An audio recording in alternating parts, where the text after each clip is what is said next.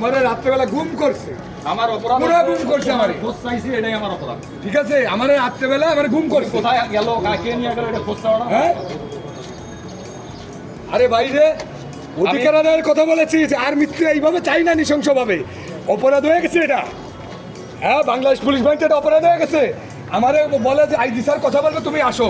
আমার যাই আমার ফোন নিয়ে আমার রুমের মধ্যে তালা মারে, আমার সারা রাত বলে আমি চিল্লাইছি, আমার রুম খোলে না। আমি কোথায় আছি, কি আছি, কারা তালা মারলো আমি এটাও জানি না।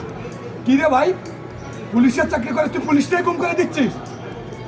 আজকে পুলিশের অধিকার নিয়ে কথা বলতে আজকে এটার জন্যই তো আমরা লড়াই করতেছি। সেই যদি আমাদের এরকম অবস্থায় ফেলায়, এটা কেমনে হবে? কি আমার এখানে এসে বলে যে আমাকে কিনা ইন্ধন দিচ্ছে, খানকিচ্ছে, কোন খানকির চালা ইন্ধন দেবে?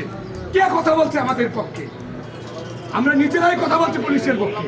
স্যার বললো যে আমি আমার স্যারের সাথে কথা বলা অফিসার, সিনিয়র অফিসার পুটাপে নিয়ে কথা বলবে, পুটাপে নিয়ে কথা বলার কথা বলে আমারে কই যে এসপি কথা বলবে, এই বলে নিয়ে যে আমার রাত্রেবেলা আটকাই দিছে, গুম করে ফেলাইছে আমার।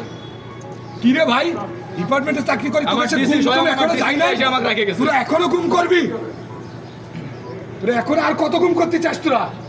আগে হাবিব ওই আমি শোয়েব ভাইয়ের করে গেছে, ওয়াইফ আমার ফোন আগে দিছিল, পুলিশ অফিসার শোয়েব ভাইয়ের তথ্য জানতে চাইছে, আমি এটার জন্য জানতে চাইছি বলেই আমার গ্রেফতার। হ্যাঁ, তোরা আরো পুলিশের রক্ত দেখতে চাস? তোকে লজ্জা হয়নি? হ্যাঁ, এত এত রক্ত রাস্তায় দিল নৃশংসভাবে নিরপরাধ পুলিশ। তোরা আরো চাস? তোরা র্যাঙ্ক নিয়ে খবরে যাবি? তোরা আরো চাস? আরে ভালো দেবে, মারবে, পিটবে, যা কিছু করো।